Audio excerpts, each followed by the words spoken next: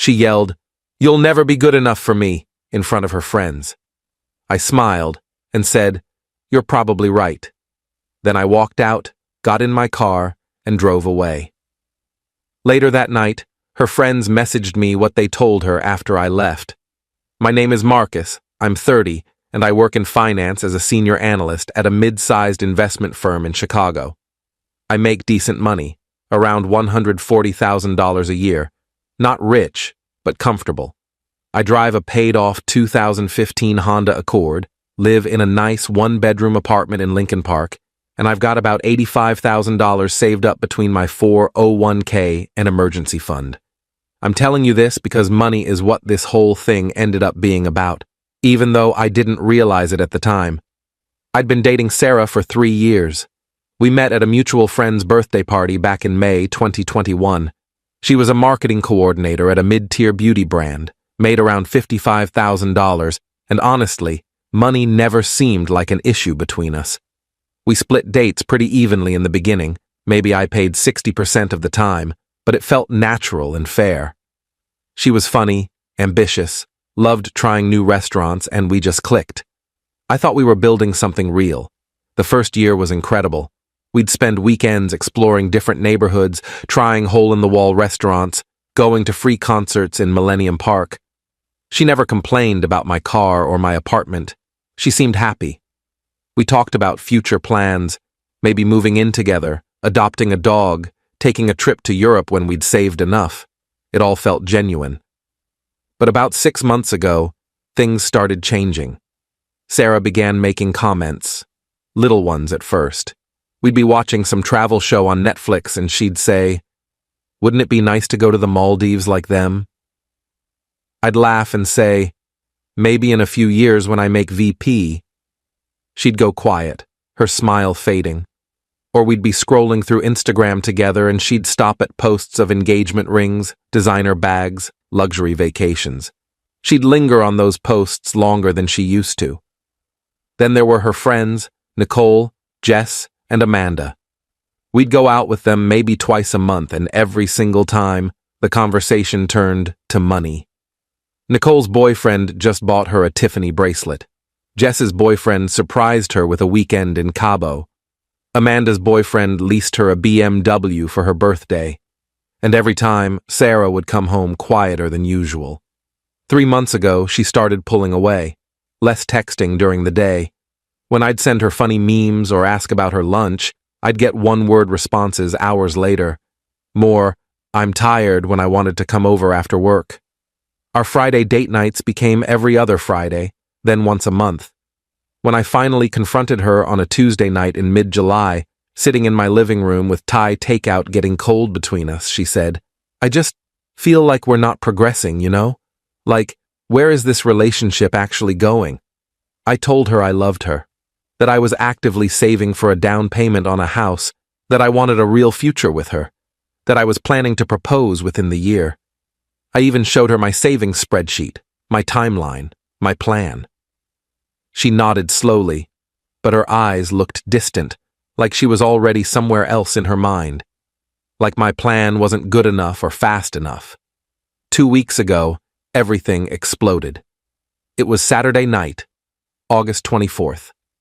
Sarah invited me to Amanda's 28th birthday dinner at this upscale Italian place downtown called Girasole, the kind with cloth napkins, a wine list thicker than a phone book, and a sommelier. I wore a navy button-down and dark slacks, nothing fancy but clean and presentable. When I arrived at 7:30 p.m., Sarah barely acknowledged me. She was already 2 glasses of Prosecco deep, laughing loudly with her friends at the bar, and I felt like a ghost she could see right through.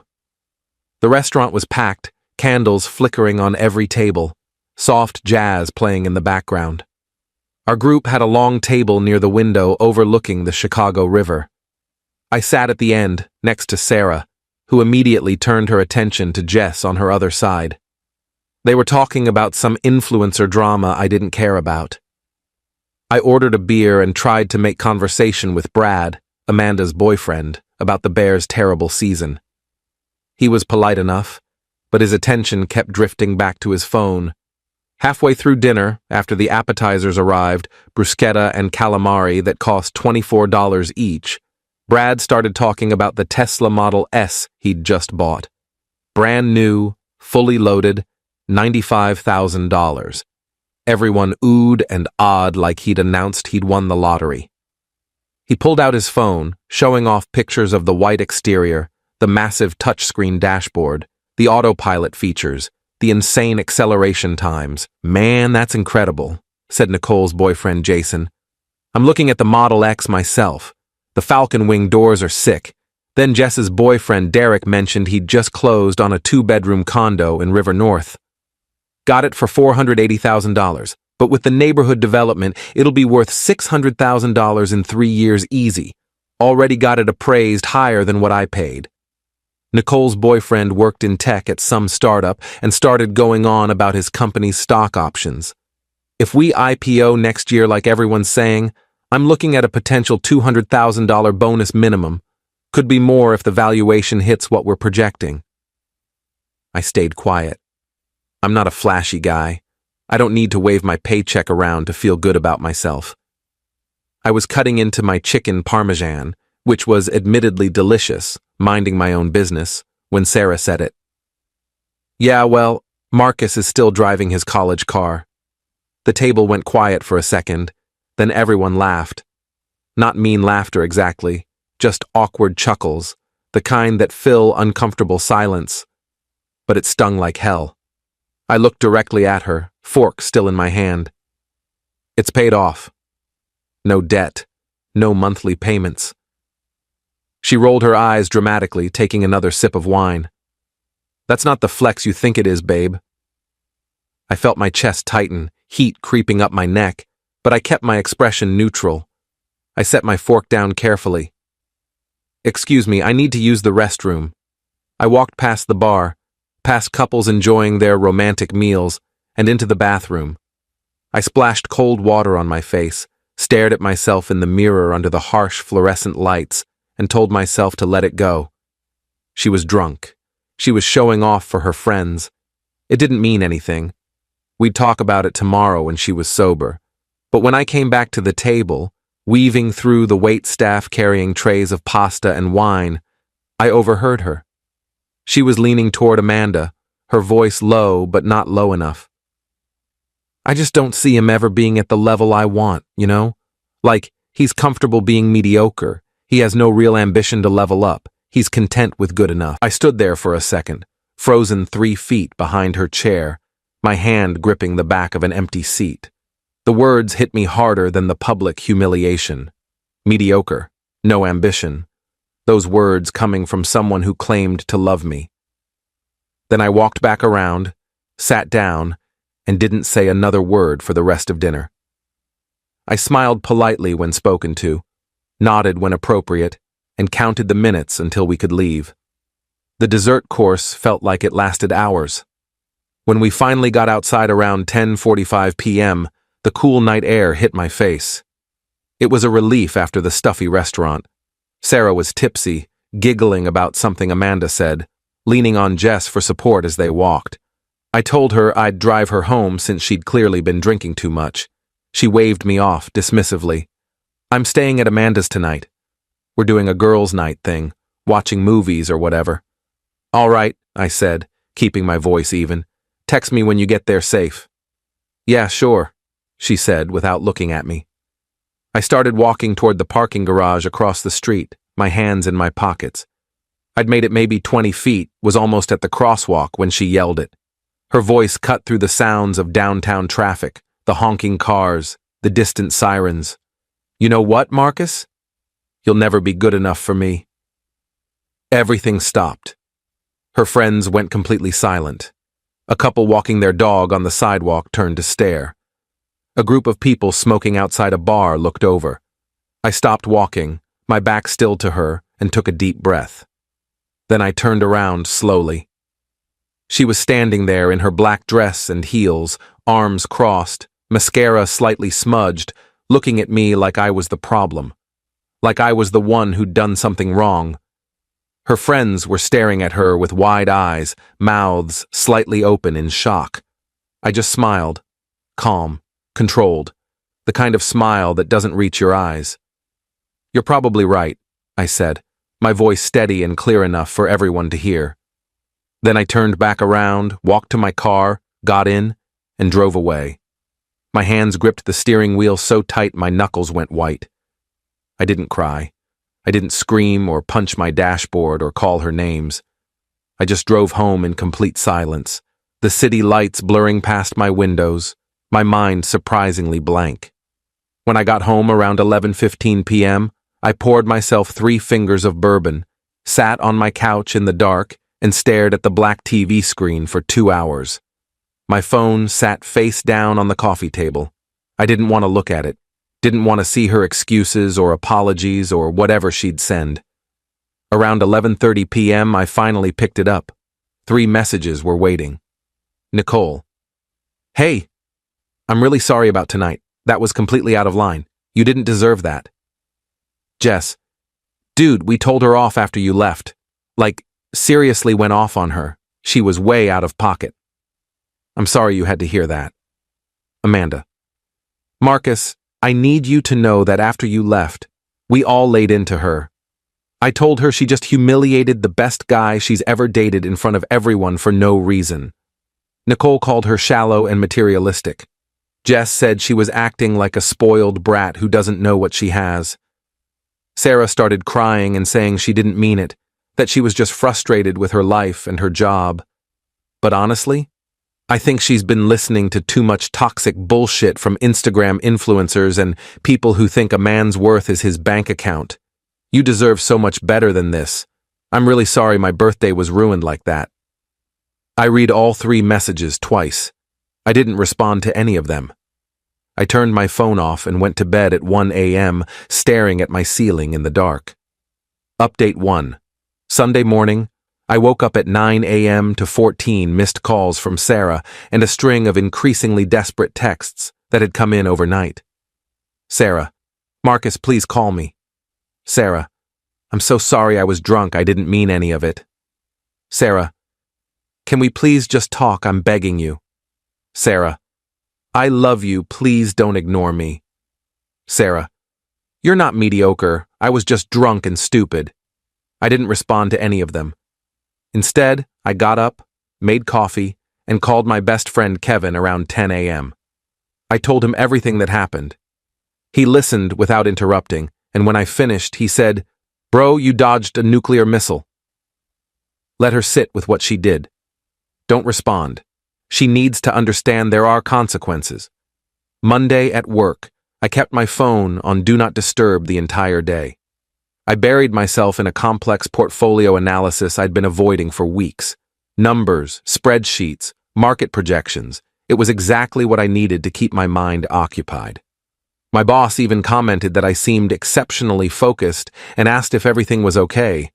I just said I was in the zone. Tuesday was the same. Head down, working through lunch, staying until 7 p.m. Wednesday evening around 6:30 p.m., as I was heating up leftover pizza, there was a knock on my door. I looked through the peephole and saw Sarah standing there. I opened the door. She looked absolutely wrecked. Puffy red eyes, no makeup, wearing old gray sweatpants, and a Northwestern hoodie I'd never seen before. Her hair was in a messy bun. "Can I come in?" "Please." I sighed deeply and stepped aside. She walked in slowly and sat on my couch, the exact same spot where I'd sat alone after she humiliated me. The irony wasn't lost on me. "I was drunk and stupid," she started, her voice shaky. "I've been under so much pressure at work with the new product launch, and my friends have been in my ear about..." "About what?" I cut her off, my voice harder than I intended. "About me not being rich enough for you? Not flashy enough? Not good enough?" She looked down at her hands, fidgeting with her phone. "It's not like that." "Then what is it like, Sarah? Explain it to me. Because from where I'm sitting, you publicly humiliated me in front of your friends, called me mediocre, and told me I'd never be good enough for you. So please, help me understand." She was quiet for what felt like forever. I could hear my neighbor's TV through the wall, some sports announcer yelling about a touchdown. Finally, she said quietly, "I guess I just wanted more." "More of what?" I leaned forward. "I work hard every single day. I'm loyal. I've never lied to you or disrespected you. I've been there for you through job stress, family drama, everything. I was planning to propose to you. What more could you possibly want?" "I don't know," she whispered, tears starting to fall.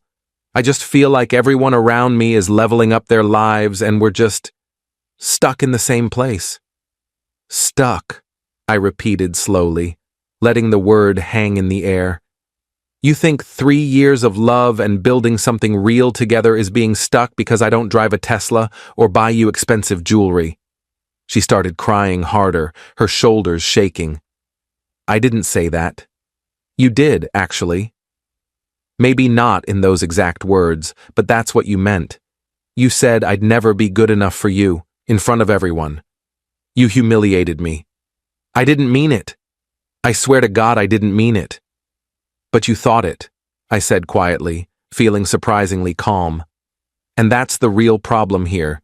You can apologize for saying it out loud, but you can't take back that you actually believe it." I asked her to leave. She begged me to reconsider, said she'd do anything to fix this, that she loved me, that we could go to couples therapy, that she'd prove she didn't mean it. I told her I needed space and time to think. She nodded, wiping her eyes, and left, crying into her hands as she walked down the hallway. Update 2. A week passed in complete silence. I didn't reach out, didn't check her social media, didn't ask our mutual friends about her. I just focused on work and myself. I started going to the gym every morning before work, something I'd been meaning to do for months. It felt good to have a routine again. Then, on September 7th, I got an unexpected call from Jess around 1 p.m. while I was at lunch. She sounded panicked, speaking fast. "Marcus, I need to tell you something, and you're going to be pissed." My stomach immediately dropped. I set down my sandwich. "What happened?" "Sarah's been texting her ex. Like, a lot, apparently. And Brad saw her meeting up with him at that coffee shop on Michigan Avenue yesterday afternoon around 3 p.m. I felt completely numb. "Her ex? You mean Tyler?" "Yeah, the finance bro from Goldman Sachs who cheated on her 2 years ago. The one she said she'd never forgive. Tyler. The guy who made over $200,000 base plus bonuses, drove a Porsche Cayenne, wore Rolex watches, and treated Sarah like an accessory to show off at company events. The same guy she'd sworn up and down she hated and would never speak to again." "Are you absolutely sure about this?" "Brad took a picture from across the street when he was walking to a client meeting. I'm sending it to you right now." A minute later, my phone buzzed. There they were, clear as day. Sarah and Tyler sitting at an outdoor table at Intelligentsia Coffee, both laughing, looking comfortable like no time had passed. She was wearing the blue floral dress I'd bought her for her birthday last year. The dress, she said, made her feel beautiful. I didn't feel angry. I didn't feel betrayed or hurt. I just felt relieved, like a massive weight had been lifted off my shoulders, like the universe had just confirmed what I already knew. I'd made the right decision. I texted Sarah, "We're done. Don't contact me again." She called within 30 seconds. I declined the call and watched her name disappear from my screen. She texted immediately, "Marcus, please, let me explain. He reached out to apologize for everything. I swear it's nothing, we just talked. I still love you. Please." I blocked her number, her Instagram, her Facebook, everything. Complete digital silence. Update 3. 2 weeks after I blocked Sarah, Nicole called me on a Friday night around 8 p.m. I was at home watching a Cubs game with a beer, actually feeling pretty good about life. "Hey Marcus, I wanted to give you a heads up about something," Nicole said. "Sarah and Tyler made it official. They're dating again. She posted about it on Instagram this morning." "Good for her," I said, and I genuinely meant it. She got what she wanted. "That's the thing, though," Nicole continued. "I don't think she did. Amanda and I went to brunch with her last Sunday, and she spent the whole time either on her phone texting Tyler or talking about him, but not in a happy way. She kept saying things like, he wants me to dress more sophisticated, and he thinks I should network more with important people, and he's helping me become a better version of myself. It was weird as hell. Sounds like Tyler, I said. He always treated her like a project. Yeah, well, it's gotten worse apparently. Jess saw them at dinner Tuesday night and Tyler spent the entire meal on his phone doing work emails. Didn't even look at Sarah, just kept ordering for her without asking what she wanted. I took a sip of my beer. That's his style. Everything has to be controlled by him. There's more, Nicole said. Amanda ran into Sarah at Target yesterday and Sarah looked miserable. She tried to act happy, showing off this Gucci bag Tyler bought her, but Amanda said her eyes looked dead. And get this, Sarah mentioned that Tyler wants her to quit her marketing job because it's beneath the lifestyle he's building, and he wants her to focus on being more present for his career needs. Jesus, I muttered. So he wants her to be unemployed and completely dependent on him. Exactly. And when Amanda asked if she was happy, Sarah just changed the subject really fast. Started talking about some charity gala Tyler's taking her to next month and how she needs to buy a $2,000 dress for it. I shook my head. Well, that's her choice. She wanted the luxury lifestyle. Now she's got it. I know, Nicole sighed, but I feel bad. We all do. She threw away something real for this fake bullshit. Anyway, I just wanted you to know. Also, Amanda's having a small get-together in 2 weeks if you want to come. Just close friends. Sarah won't be there. I'll think about it, I said. Thanks for the heads up. After we hung up, I sat there thinking about it for a while. Part of me felt vindicated. Sarah had chosen money and status over genuine love, and now she was realizing that money can't buy happiness or real connection. But mostly, I just felt indifferent. She'd made her bed. Final update. It's been 3 months since that disastrous birthday dinner. It's now early November, and my life has completely turned around. First, the professional stuff. I got promoted in late October to Associate VP with a significant raise, $175,000 base plus performance bonuses that could add another $30,000. My boss called me into his office and told me my focus and work quality over the past few months had been exceptional. Funny how a clear mind and no relationship drama can improve your career. I've been hitting the gym 5 days a week, dropped 15 pounds, and actually feel strong and healthy for the first time in years. I reconnected with my college buddies, started playing basketball on Wednesday nights, and honestly, I feel lighter and happier than I have in years. 2 weeks ago, I went to Amanda's get-together. It was actually great. About 15 people, good food, no drama. Nicole, Jess, and Amanda have all been incredibly supportive. They've completely cut ties with Sarah over what happened. Apparently, she kept trying to justify her choices and blamed me for not being ambitious enough, and they weren't having it. At the party, Amanda pulled me aside. I need to tell you something about Sarah. It's bad. What happened? Tyler dumped her last week, completely out of nowhere. She called me crying at 2 a.m. Apparently, he met someone at his firm, some lawyer who went to Yale, and just straight up told Sarah they were done. Said the new girl was more aligned with his professional trajectory, or some bullshit like that. Wow, I said. That's cold even for Tyler.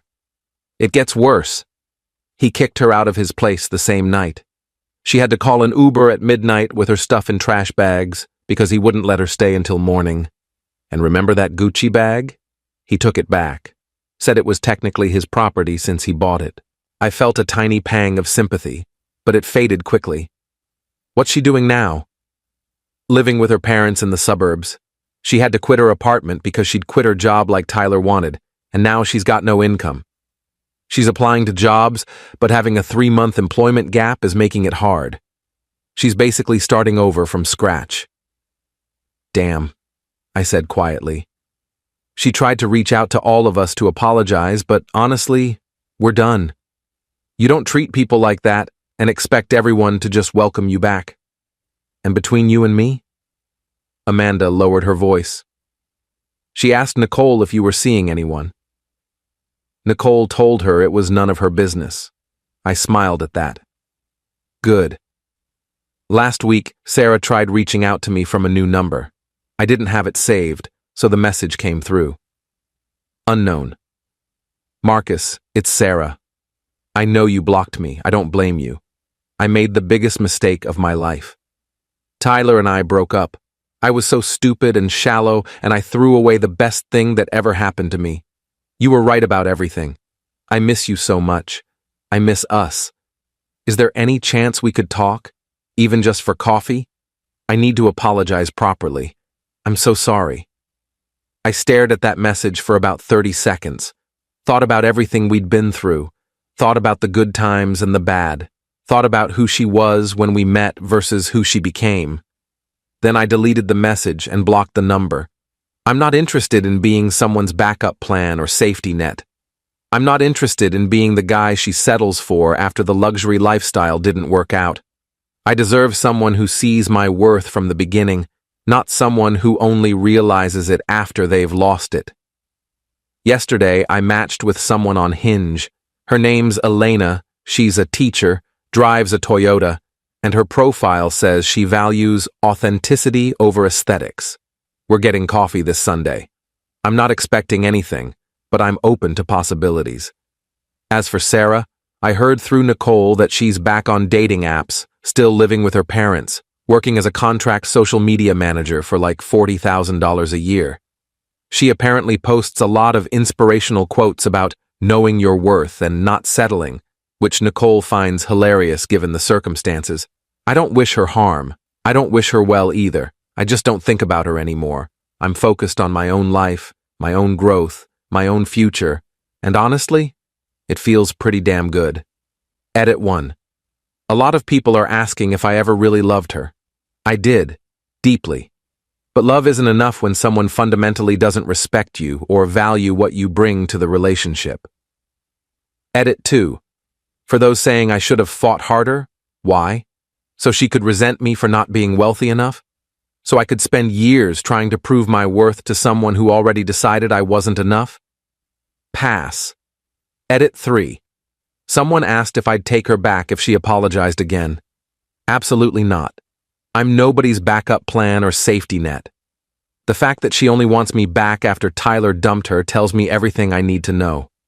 Edit 4. The coffee date with Elena went really well. We talked for 3 hours. Getting dinner with her next week. Taking it slow, but I'm optimistic.